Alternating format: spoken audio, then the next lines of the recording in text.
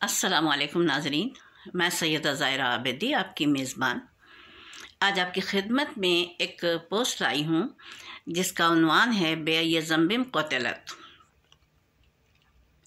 मुझे तकलीफ़ दे मौज़ूआत पर बोलना या लिखना पसंद नहीं है, लेकिन कभी कभी कलम से नश्तर का भी लेना होता है।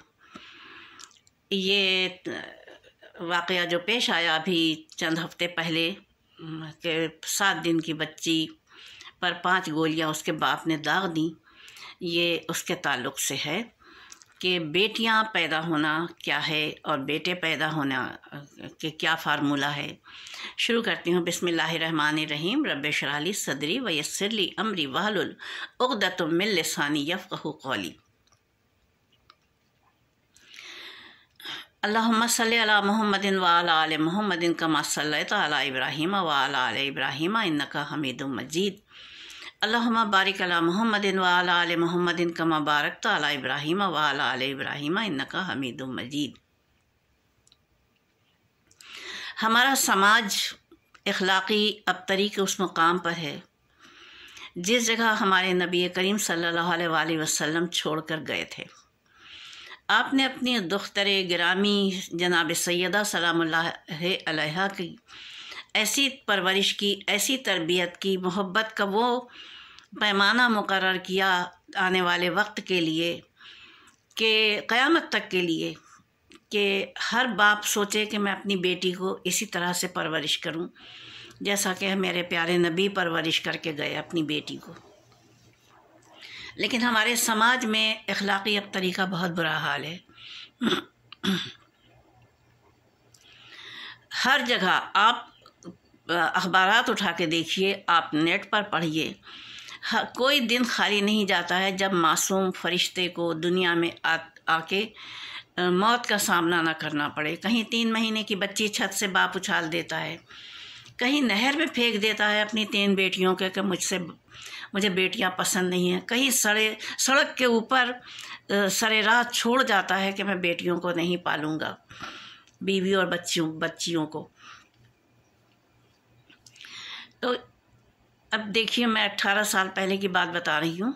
मेरी साहबजादी के यहाँ नवासे साहब तशरीफ़ लाए थे मेरे, और हमारे बराबर में जो वार्ड था उसमें एक कराची यूनिवर्सिटी की आला तालीम याफ्ता लड़की के यहाँ बेटी हुई थी, पहली बेटी। रात को इत्तला दे दी गई थी घर में कि बेटी पैदा हुई है। सुबह दोपहर हो गई थी, सुबह से ना घर से कोई देखने आया था उसे, ददियाल से बच्ची को, और ना कोई किसी किस्म का फ़ोन वगैरह, घंटी भी नहीं बजी थी कि ना किसी के बात करने की आवाज़ आई थी कि कोई फ़ोन पे बात करता। इसका मतलब ये था कि उधर बिल्कुल डार्कनेस थी। अब आए दोपहर में माँ और बेटा, यानी बेटी का बाप और दादी, और खूब मुंह सूजा हुआ था।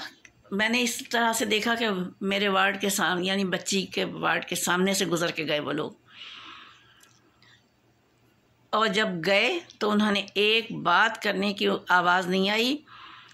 काफ़ी देर के बाद आवाज़ आई तो एक आवाज़ आई कि बेटी पैदा होने से मेरा बेटा ज़मीन में 1.5 हाथ धंस गया है। ये न जाने क्या इस्तिलाह होगी। बहरहाल उसके बाद वो माँ बेटे चले गए। आज मैं आपको बता रही हूँ कि देखिए, कभी अल्लाह की रहमत से मायूस नहीं होना चाहिए। दुआ बहुत बड़ी बात है, बहुत बड़ी चीज़ है, बहुत बड़ा हथियार है। हथियार समझ लीजिए कि अल्लाह ताला ने हथियार कह दिया है। अगर आप अपने आंगन में बेटे के ख्वाहिशमंद हैं, बेटियों को पसंद नहीं करते हैं, या पसंद भी करते हैं तो उस वक्त आप बेटा चाह रहे हैं, तो देखिए एक फार्मूला अपनाइए ग़िज़ा का। वो इस तरह से कि दोपहर के खाने में आप बंद गोभी लीजिए और माश की दाल, यानी आपको दोपहर के खाना हो, रात को खाना हो, ये बादी दाल है, बादी सब्ज़ी है, रात को ना ली जाए तो बेहतर है, दिन में किसी टाइम पर लीजिए। 1 छटाक बंद गोभी खानी है, शौहर बीवी दोनों को। एक छटाक दाल खानी है दोनों शौहर बीवी को। माश की दाल चूँकि भारी दाल होती है, इसलिए दोनों, ये सब्ज़ी भी भारी होती है और ये भी बादी होती है। भारी का मतलब है बादी। और तो इसके हाजमे के लिए साथ में कुछ ले लीजिए, जैसे अदरक है या चूरन है, जो भी आप बेहतर समझिए। और माश की दाल रोज़ाना खाना तो एक बोरियत वाली बात है। बंद गोभी तो खाई जा सकती है कि सलाद बना के, सब्ज़ी बना के दूसरे तरीक़े से, लेकिन दाल को कैसे खाया जाए। तो दाल के लिए यह है कि सबसे बेहतरीन तरकीब ये है, आप दही बड़े बना लीजिए। दही बड़े एक यानी आधी चटाक का एक दही बड़ा होगा, 2 दही बड़े आप खा लीजिए दाल की जगह। और करम कल्ला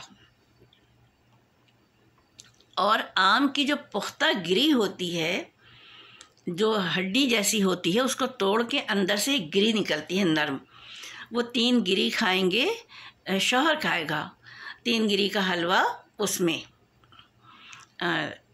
सूजी के हलवे में मिला के। और सुबह नाश्ते में शौहर अंडे का खागीना खाएगा प्याज डालकर।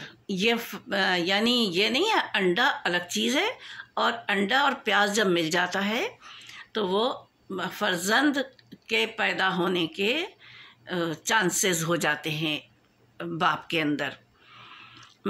मैं जितना बता सकती हूँ बहैसियत एक बुज़ुर्ग के मैं बता रही हूँ, जिस हद तक मेरे अखलाकियात मुझे इजाज़त दे रही हैं कि मैं आपको समझा सकूँ।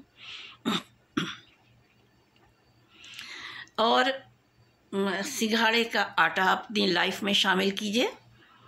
इंशाअल्लाह ताला परवरदिगार आलम आपका हामी और नासिर हो, मेरी दुआ है।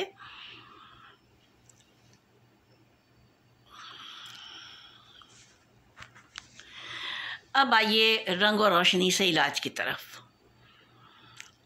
फ़र्जंद के लिए आपको यानी बाप को अपनी कमर पर जामनी रंग की शुआएं डालना है 10 मिनट तक। 10 मिनट दिन में तो खैर रोज़ी रोज़गार का चक्कर होता है, ये रात में आप ले सकते हैं और सुबह फज्र के वक्त ले सकते हैं। लेकिन कमरा मुकम्मल अंधेरा होना चाहिए, रोशनी की किरण भी ना हो। जामनी रंग का पानी भी बनाएं आप धूप में। पानी बनाने की तरकीब मैं बता चुकी हूँ अपनी एक पोस्ट में, मैं फिर बता देती हूँ यहाँ भी कि शीशे की एक शफ़ाफ़ बोतल ले लीजिए, जैसे रूह अफ़ज़ा वग़ैरह की होती है, उसे खूब अच्छी तरह से धो लीजिए गर्म पानी से और उसे सूख जाने दीजिए मुकम्मल। और फिर स्टील के बर्तन में पानी उबालिए, वो जब ठंडा हो जाए तो उसे भर के रख दीजिए 3 हिस्से। जो चौथा हिस्सा खाली होगा 10 बजे रख दीजिए धूप में, और शाम 4 बजे उठा लीजिए। जब आप उसे उठा के लाएंगे कमरे में तो देखिएगा कि जो खाली हिस्सा था उसके ऊपर अबखरात आ गए हैं। वो अबखरात समझ लीजिए, जब अबखरात आ जाएं खाली हिस्से पर तो समझ लीजिए कि पानी बन गया है, पानी तैयार हो गया है। वो आप 2 औंस सुबह 2 औंस शाम को खाने से पहले ले सकते हैं, खाने से पहले या बाद में, लेकिन आधे घंटे का वक्फा हो कुछ भी खाने पीने के दरमियान। ये है इलाज बज़रिए ग़िज़ा और रंग और रोशनी से इलाज। ये बेशुमार लोग इससे फ़ायदा उठा चुके हैं। जामनी रंग की शुआएं बेइंतहा फ़ायदा करती हैं। 2.5 फीट के फासले से लेना है आपको शुआएं, और 100 पावर का बल्ब लगाना है स्टडी लैंप में। इस तरह से आपके पास वो बन जाएगा। और अगर मिल जाए, जैसा कि कराची में बोतल गली है, वहाँ से रंगीन बोतलें मिलती हैं। ये तो खैर कराची वालों के लिए सहूलत है, दुनिया में और जगह भी है। जो लोग इस्तेफ़ादा करना चाहें वो कैसे करें। अगर जामनी रंग की बोतल ना मिले तो वो ख़ुद बना ले। सेलोफेन पेपर जो अगरबत्ती के पैकेट पे चढ़ाया जाता है वो ला के और शीशे की बोतल पे चढ़ा ले और उससे पानी बना ले। इसके साथ मैं अपनी पोस्ट को तमाम करती हूँ इन दुआओं के साथ कि परवरदिगार आलम आपको नेक सालेह औलाद अता फरमाए, ख्वाह बेटी हो ख्वाह बेटा हो। और जिनके जो बेटे के ख्वाहिशमंद हैं परवरदिगार आलम उनको नेक सालेह फ़र्जंद अता फरमाए। जो बेटियों के ख्वाहिशमंद हैं परवरदिगार आलम उनको बेटियां अता फरमाए। आमीन सुम्मा आमीन इलाही आमीन। नेक परवरिश पाएँ बच्चे आपके, और जो बच्चे तालीम हासिल कर रहे हैं उनको बेहतरीन कामयाबी अता फरमाए परवरदिगार, और जिन बच्चियों की शादियां होनी है, बच्चे बच्चियों की, उनको बेहतरीन बर और बेहतरीन घर अता फरमाए। व आखिर दावाना अल्हम्दुलिल्लाहि रब्बिल आलमीन वस्सलातु वस्सलामु अला खैरुल मुरसलीन व आलिहि तय्यबीन ताहिरीन। अपनी मेज़बान को इजाज़त दीजिए। खुदा हाफिज़, फ़ी अमान अल्लाह।